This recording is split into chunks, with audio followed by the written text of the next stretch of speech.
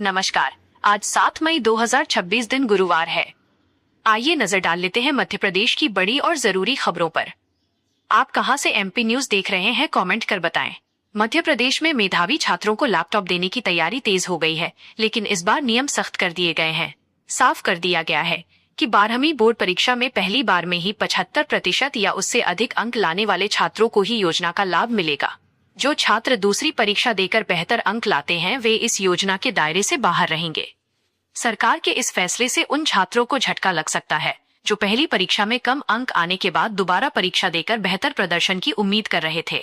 शिक्षा विभाग ने स्पष्ट कर दिया है कि लैपटॉप योजना केवल प्रथम प्रयास में सफल मेधावियों के लिए ही लागू होगी।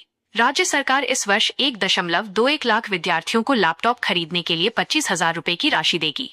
स्कूल शिक्षा विभाग ने माध्यमिक शिक्षा मंडल से पात्र छात्रों की सूची मंगाई है।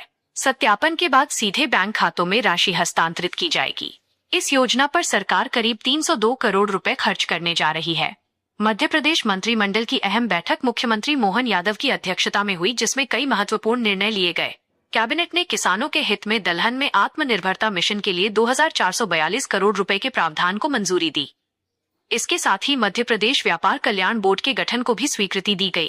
राष्ट्रीय व्यापारी कल्याण बोर्ड की तर्ज पर बनने वाले इस बोर्ड में 8 विभागों के साथ अशासकीय सदस्य शामिल होंगे और इसके अध्यक्ष मुख्यमंत्री होंगे। लोक निर्माण विभाग की सड़कों, पुलों, ग्रामीण सड़कों और जिला मार्गों के निर्माण एवं उन्नयन को भी मंजूरी दी गई। बैठक में प्रदेश में 38,555 करोड़ रुपए के विकास कार्यों को स्वीकृति प्रदान की गई। पीडब्ल्यूडी की सड़कों और पुलों के संधारण कार्यों की योजना जारी रखने तथा एफ टाइप एवं उससे नीचे की श्रेणी के सरकारी आवासों की मरम्मत योजना को भी जारी रखने का निर्णय लिया गया। मध्य प्रदेश में लाडली बहना योजना की मई माह में मिलने वाली 36वीं किस्त को लेकर लाभार्थी महिलाओं में उत्सुकता बनी हुई है। राज्य सरकार इस किस्त को जारी करने की तैयारी कर रही है। इस बार लाभार्थियों को बढ़ी हुई राशि के रूप में 1,500 रुपए दिए जाएंगे। सामान्यतः प्रत्येक माह की 10 तारीख तक राशि लाभार्थियों के खातों में हस्तांतरित कर दी जाती है, लेकिन इस बार 10 मई को रविवार होने के कारण 11 से 15 मई के बीच किस्त जारी होने की संभावना जताई जा रही है। हालांकि आधिकारिक तिथि की घोषणा अभी नहीं की गई है। प्रदेश में 1,29,00,000 से अधिक महिलाएं इस योजना का लाभ ले रही हैं।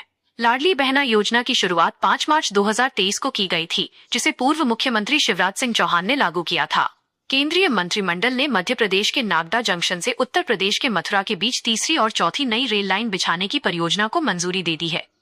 इस परियोजना की अनुमानित लागत 16,403 करोड़ रुपए है और इसकी लंबाई लगभग 568 किलोमीटर होगी। ये रेल लाइन मध्य प्रदेश, राजस्थान और उत्तर प्रदेश से होकर गुजरेगी तथा दिल्ली, मुंबई के व्यस्त रेल मार्ग का हिस्सा है। वर्तमान में इस रूट पर ट्रेनों का अत्यधिक दबाव है, जिसके कारण यात्रियों को देरी का सामना करना पड़ता है। नई रेल लाइन बनने से यातायात का दबाव कम होगा और ट्रेनों की आवाजाही अधिक सुगम हो सकेगी। मध्य प्रदेश में माध्यमिक शिक्षा मंडल ने छात्रों को राहत देते हुए विषय चयन के नियमों में बड़ा बदलाव किया है। अब 10वीं कक्षा उत्तीर्ण करने वाले छात्र 11वीं में अपनी पसंद का कोई भी विषय चुन सकेंगे। नए नियमों के तहत 9वीं कक्षा में बेसिक गणित से पढ़ाई करने वाले छात्र भी अब आगे चलकर स्टैंडर्ड गणित का चयन कर सकेंगे। इससे पहले 11वीं में गणित विषय लेने के लिए 9वीं में स्टैंडर्ड गणित का चयन अनिवार्य था। मंडल ने इस बाध्यता को समाप्त कर दिया है। इस वर्ष प्रदेश में करीब 9 लाख छात्रों ने 10वीं की परीक्षा दी है, जिन्हें इस निर्णय से विषय चयन में अधिक स्वतंत्रता मिलेगी। यह नियम वर्तमान शैक्षणिक सत्र से ही सभी स्कूलों में लागू होगा। मध्य प्रदेश में मौसम का मिजाज बदला हुआ है और अगले 3 से 4 दिनों तक आंधी बारिश का दौर जारी रहने की संभावना है। मौसम विभाग ने प्रदेश के 39 जिलों में 40 से 60 किलोमीटर प्रति घंटा की रफ्तार से तेज हवाएं चलने के साथ बारिश का अलर्ट जारी किया है, जबकि 6 जिलों में ओलावृष्टि की भी संभावना जताई गई है। सामान्यतः मई का महीना भीषण गर्मी का होता है, लेकिन इस वर्ष इसकी शुरुआत आंधी और बारिश के साथ हुई है। कई जिलों में तेज हवाओं के साथ बारिश और ओले दर्ज किए गए हैं। राजधानी भोपाल सहित कई क्षेत्रों में गरज चमक के साथ हल्की से मध्यम बारिश का अनुमान है। इस दौरान अधिकतम तापमान 37 से 40 डिग्री सेल्सियस और न्यूनतम तापमान 21 से 23 डिग्री सेल्सियस के बीच रहने की संभावना है। भोपाल और इंदौर मेट्रो में अब pre wedding shoot, film shooting और जन्मदिन जैसे आयोजनों की अनुमति दे दी गई है। इसके लिए प्रति घंटे 5 से 7,000 रुपए तक शुल्क निर्धारित किया गया है। इच्छुक लोगों को कम से कम 15 दिन पहले बुकिंग करानी होगी और निर्धारित नियमों का पालन करना अनिवार्य होगा। मेट्रो परिसर में शराब, बीड़ी, सिगरेट और पटाखों के उपयोग पर पूर्ण प्रतिबंध रहेगा। प्रवेश से पहले सुरक्षा जांच भी की जाएगी। इस सुविधा की शुरुआत 5 मई से कर दी गई है। भोपाल मेट्रो का उद्घाटन 20 दिसंबर को हुआ था। और 21 दिसंबर से इसे आम जनता के लिए खोला गया था, जबकि इंदौर में मेट्रो 31 मई 2025 से संचालित हो रही है। बरगी क्रूज हादसे को लेकर जिला न्यायालय ने सख्त रुख अपनाया है। न्यायालय ने चालक सहित अन्य संबंधित व्यक्तियों के खिलाफ एफआईआर दर्ज करने के आदेश दिए हैं। जेएमएफसी डीपी सूत्रकार ने बरगी थाना प्रभारी को निर्देशित किया है कि 2 दिनों के भीतर एफआईआर दर्ज कर न्यायालय को इसकी जानकारी दी जाए। न्यायालय ने अपने आदेश में कहा कि समाचार पत्रों और सोशल मीडिया में प्रकाशित जानकारी के अनुसार चालक ने क्रूज का संचालन लापरवाही पूर्वक किया, जिसके कारण दुर्घटना हुई और कई लोगों की जान चली गई। ये भी उल्लेख किया गया कि चालक यात्रियों को संकट में छोड़कर स्वयं सुरक्षित निकल गया और उन्हें बचाने का प्रयास नहीं किया। राजधानी भोपाल में साइबर ठगी का गंभीर मामला सामने आया है, जिसमें ठगों ने खुद को सीबीआई अधिकारी बताकर 75 वर्षीय सेवानिवृत्त व्यक्ति को डिजिटल अरेस्ट कर लिया। आरोपियों ने 24 घंटे तक मानसिक दबाव बनाकर उनसे 37,60,000 रुपए अलग अलग खातों में ट्रांसफर करा लिए।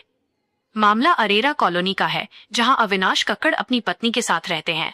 ठगों ने व्हाट्सएप वीडियो कॉल के जरिए पुलिस वर्दी में आकर खुद को मुंबई का सीबीआई अधिकारी बताया और बैंक खातों में संदिग्ध लेन देन का आरोप लगाया।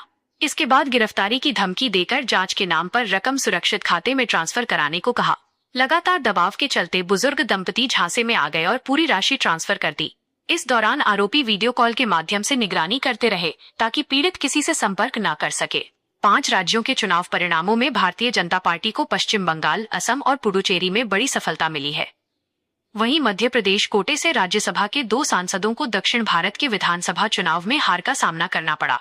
केंद्रीय मंत्री एल मुरुगन तमिलनाडु में और जॉर्ज कुरियन केरल में चुनाव हार गए। जॉर्ज कुरियन को भाजपा ने केरल की कांजीरापल्ली सीट से उम्मीदवार बनाया था, जहां वे तीसरे स्थान पर रहे और उन्हें करीब 26,984 वोट मिले। केरल में एलडीएफ और यूडीएफ के बीच मुख्य मुकाबला रहा, जिसमें भाजपा अपनी पकड़ मजबूत नहीं कर सकी।